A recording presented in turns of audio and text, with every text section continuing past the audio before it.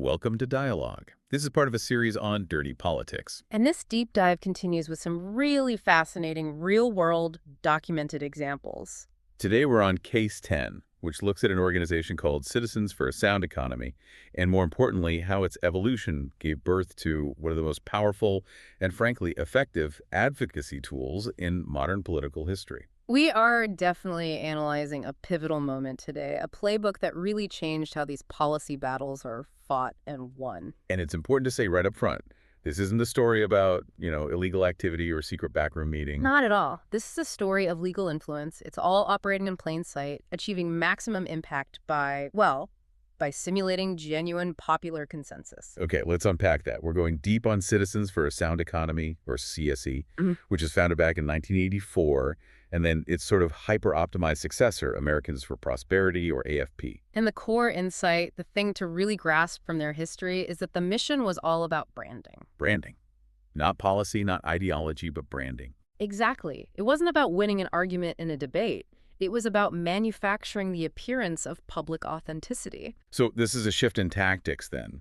The old way of doing things was more reactive, right? Trying to block bills or silence opposition. Precisely. The modern playbook, which groups like AFP really perfected, is far more proactive. It's about simulating that consensus we mentioned. The central idea is that modern political advocacy invented, for lack of a better term, fake movements, not fake people. What's the distinction there? The people are real. Their anger is real. But the movement, the coordinated structure, is manufactured. It's the creation of the appearance of widespread organic support, which, of course, is the classic definition of astroturfing. Astroturfing, right? The fake grassroots. It looks like the real thing, but it's installed by a company. That's the perfect analogy. And to set the stage, CSE was created in 1984 with these really clear, appealing goals: promoting free markets, cutting down on bureaucracy, pushing for lower taxes. But behind that very appealing mission was a necessary financial engine. It was heavily, and I mean heavily, funded by corporate interests. Most prominently, the network associated with Charles and David Koch. The Koch networks, that deep corporate backing, that reliable infusion of cash, that's really the foundation we're talking about. It's the essential foundation. CSE was the blueprint. It was the testing ground. And when it evolved into Americans for Prosperity in 2004, that was the refined, high-performance version of the strategy, ready to be deployed on a massive scale. So let's dig into that origin story, CSE's dual reality from '84 to 2004. Because on the surface, the mission, as you said, was pristine: lower taxes, less regulation. Right. Easily digestible, broadly appealing goals that sound like common sense to a huge portion of the population. That's the product they were selling. That's the product. But the engine driving it was a professional, very sophisticated operation. This was not some local nonprofit running on bake sale money. They employed professional staff, they were conducting their own polling to test which messages landed best, and they used high-level public relations firms. This was a centralized lobbying effort that operated with the budget of a major national corporation. And all of it was backed by that massive corporate funding. But the genius of it, and the part we really need to understand for modern influence, is that none of this was hidden. It wasn't technically illegal. Not at all. Its effectiveness came from its design. It was a top-down organization meticulously designed to look bottom-up. They mastered the art of centralized financial control, wearing the costume of local, spontaneous enthusiasm. And that brings us to the first big lesson from this model. It's a brilliant piece of psychological marketing, really. Okay, what is it? The lesson is this: if people trust neighbors more than institutions, become the neighbor. That gets right to the heart of it, doesn't it? It taps directly into that growing distrust of big entities. Government, media, massive corporations. All of them. People are naturally skeptical of big money and big power. So think about the mechanism of influence. If a message is delivered on Capitol Hill by a lobbyist in a $1,000 suit, what happens? You immediately discount it. It's a paid pitch from a special interest. Exactly. But if the exact same message, word for word, is delivered by a passionate, seemingly unpaid individual at a local town hall, someone who's introduced as a concerned citizen or a small business owner from down the street, the psychological leverage is completely different. It's immense. CSE understood that authenticity, or at least the appearance of it, is the single most valuable commodity in political persuasion. Can you give us a concrete example of that leverage in action? Let's say a local tax fight. Okay, perfect. A genuine grassroots movement, let's say they're fighting a property tax hike. It might take them 6 months of weekend meetings just to organize a few hundred phone calls. They might raise a couple $1,000s for some photocopied flyers. Now, CSE, or later AFP, could roll out a coordinated campaign on that same issue in 3 weeks.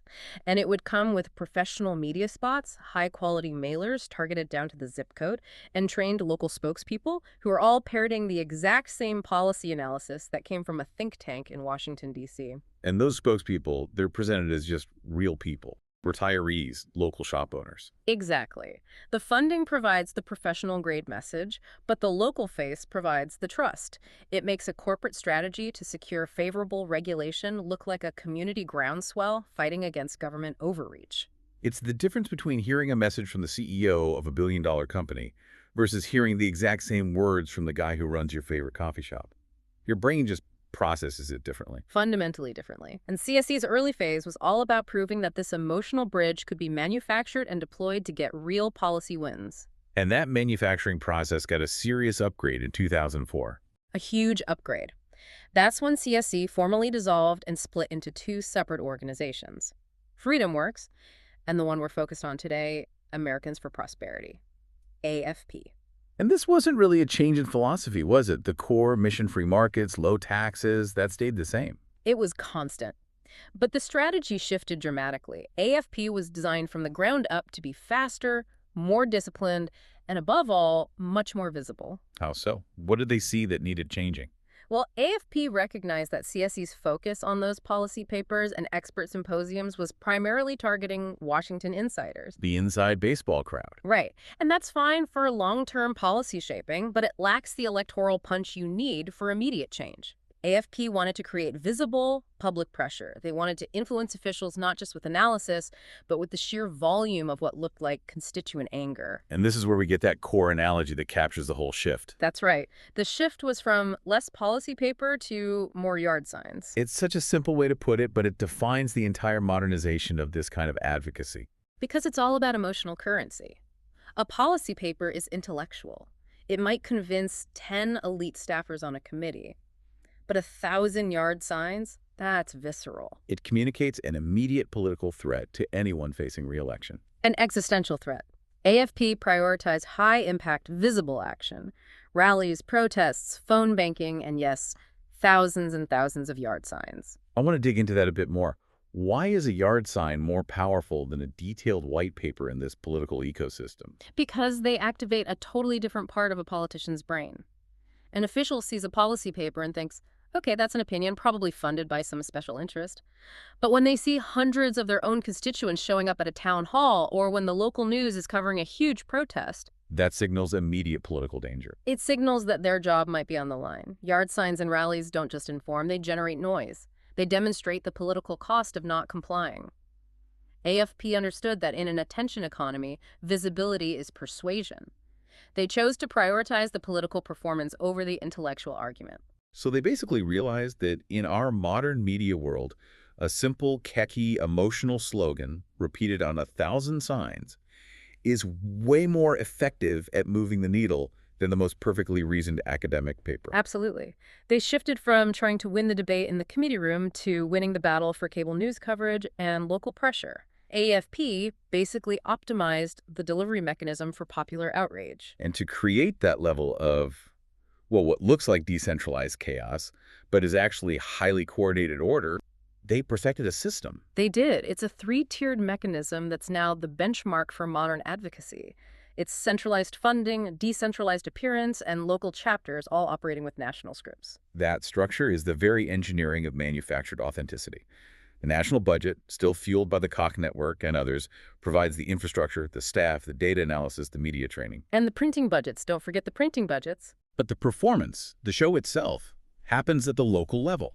Through these chapter networks that create the illusion of 1,000 small, spontaneous uprisings all happening at once. And here's the critical psychological paradox. The volunteers themselves, they are often entirely genuine. The record shows that the people who gave their time, who went to meetings, who held the signs, they sincerely believed they were acting independently. They felt they were representing real local outrage about issues that deeply concerned them. That belief was absolutely real, and it was the essential fuel for the entire engine. Their sincerity was a necessary ingredient for the tactic to work. So you have the sincere local belief, but we have to contrast that with the cold, coordinated professional reality happening at the national level. How does AFP keep the message so uniform across hundreds of supposedly separate local actions? Messaging discipline. This is the operational heart of astroturfing. While the feeling was local, the words were national. The organization hired communication professionals to craft talking points that were tested and optimized for public reception and media stickiness. And then they just push them out to the network. Rapidly.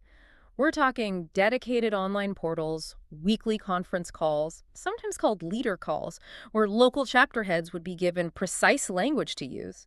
They'd get boilerplate press releases ready to be customized with local names. So if a new bill drops in Congress, Within 48 hours, every AFP chapter from Arizona to Pennsylvania would be armed with the same 3 approved sound bites. It guaranteed absolute consistency in the narrative being pushed to local media and policymakers. and that repetition is what creates the illusion of a unified national consensus. When you, as a viewer, see 3 different people on the news in 3 different states, all repeating the same sophisticated phrase. Your brain doesn't register it as a coordinated PR campaign. It registers it as a widespread, powerful public truth. AFP eliminated the messy noise of disorganized local chatter and replaced it with a single, amplified professional narrative. Which brings us directly to the second big lesson here. Dirty politics lesson number 2. Authenticity can be manufactured if it's distributed locally. The national organization provides the money and the script. The local chapters provide the sincere, passionate actors. And together they create a political performance that's almost impossible for a casual observer or even a busy journalist to tell apart from a genuine, unfunded uprising. And to see this mechanism in its full glory, you have to look at the post-2008 environment after the financial crisis. This was a critical time. You had the bank bailouts, the government stimulus spending. Public anger and frustration were incredibly real. And acknowledging that the anger was genuine is vital. AFP didn't need to manufacture the emotion. That was already there in spades. They just needed to be the most efficient and effective channel for it. They successfully funneled all that existing frustration into a directed, actionable, and visually impressive political movement. And think about what it takes to launch a national movement basically overnight. It requires millions of dollars, staff, coordination, timing. AFP provided all of that logistical support, which is what made the Tea Party movement look so spontaneous when, in reality, it was meticulously planned and strategically funded. Let's break down that support, because this is where the money turns into visible action.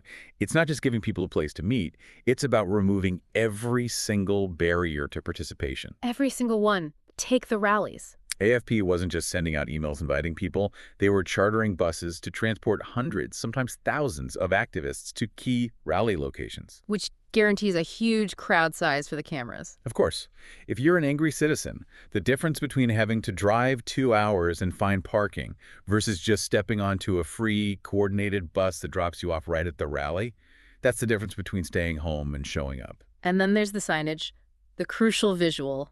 A truly spontaneous protest has, hand-drawn signs on cardboard. The messaging is all over the place. But AFP provided pre-printed signage, thousands of them. And this does 3 things at once. First, it standardizes the message.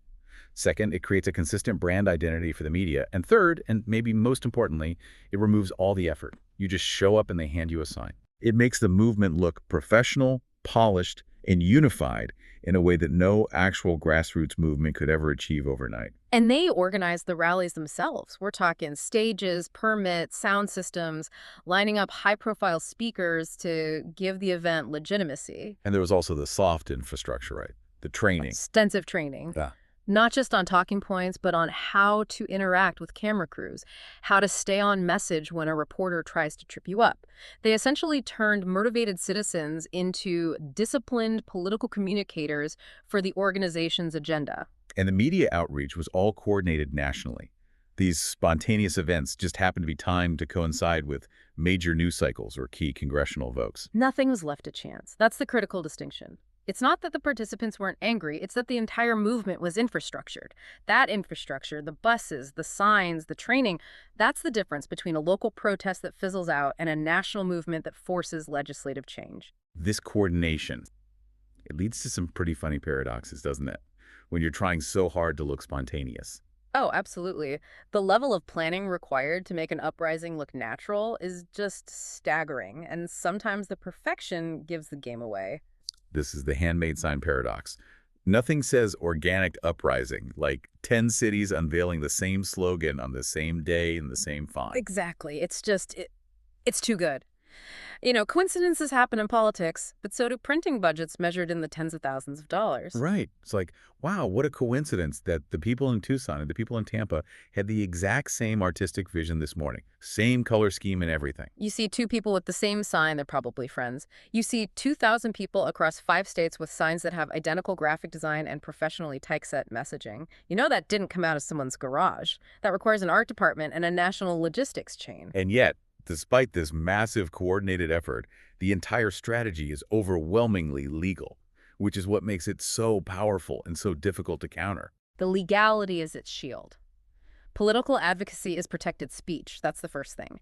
The First Amendment protects the right to assemble, speak, and lobby. But there's a more strategic layer, isn't there, in the tax code? Yes, the 501c4 social welfare organization. This is the ultimate legal camouflage. A normal charity, a 501c3, can't really do much political lobbying, but a 501c4 is different. It can engage in a significant amount of political activity. And the crucial part for astroturfing. Donor transparency, or rather the lack of it. 501c4 groups are not required to disclose who their donors are. So the vast sums of corporate money flowing in to pay for the buses and the signs and the staff, it's all hidden from public view. The money trail goes cold. It allows powerful financial interests to fund a massive political movement without ever having their fingerprints on it. So the sober conclusion here is that this kind of politics doesn't really break the laws. No, it uses them efficiently. There's no crime to prosecute. They simply use the existing protected structures of speech and organizational freedom, optimized by the tax code, to achieve tremendous influence. And when this topic comes up, you always hear the same defenses. That the ideas were sincerely held, that the participants were real people. And those things are true. The participants' beliefs were sincere. Other groups on all sides of the political spectrum try to copy these tactics. But at the end of the day, those points are irrelevant to the core issue. Which is? The asymmetry of power disguised as popular will. Untack that. What's the fundamental difference between a real grassroots effort and the AFP model? Time, money, and scale. A true grassroots movement might spend a year raising $50,000. Their reach is limited by their resources, but with this model, the corporate funding means that limitation just vanishes. They don't have to wait for the public to organize itself. They can instantaneously deploy organization on a national scale. They can spend $5 million in a single month on ads and logistics money. A real grassroots movement couldn't raise in decades. It means the success of an idea becomes less about its popularity and more about the depth of the pockets funding its distribution. It turns democracy into an auction where the highest bidder gets the loudest megaphone. That's a great way to put it. The people are real, but the volume of their voice is artificial. And once this blueprint proved to be so effective, it was copied everywhere. This model is politically agnostic, then. Completely. You see corporate-funded environmental groups pushing policies that just so happen to benefit one type of fuel company over another. You see industry-backed patient advocacy groups pushing for drug legislation that benefits the pharma companies funding them. It's a standard tool in the global influence landscape now. So if we tie this back to our broader series, we've looked at cases where power was used to destroy movements. Right. Sabotage, infiltration. This case shows the other side of the coin, how movements are fabricated. Both tactics achieve the same goal. They shape political outcomes without having to go through the messy, unpredictable work of actual democracy and open persuasion. So what's the ultimate lasting consequence of these tactics that were pioneered by CSE and perfected by AFP? The ultimate consequence is that they didn't just silence voters. In a way, they replaced them. They filled the entire political conversation with a polished, managed, well-funded version of what the public supposedly wanted. So by the time people realized the full extent of the management behind the movement they were part of, the policies were often already enacted. The political reality had been locked in. You join what you think is an organic surge of anger, believing you're fighting the system, only to discover you were the sincere, passionate face for a highly sophisticated corporate lobbying effort. an effort designed to benefit the very structures of power you thought you were resisting. Which brings us to our final thought. Dirty politics doesn't always work by suppressing voices. Sometimes it works by ventriloquizing them. And when power learns how to speak through the public instead of to it, democracy stops being a debate and it starts becoming performance art. If you enjoyed this conversation, please like, subscribe, and share this video. Also, let us know in the comments what really stood out to you in this conversation, and if there's any related topic or a new topic that you would like covered in a future video.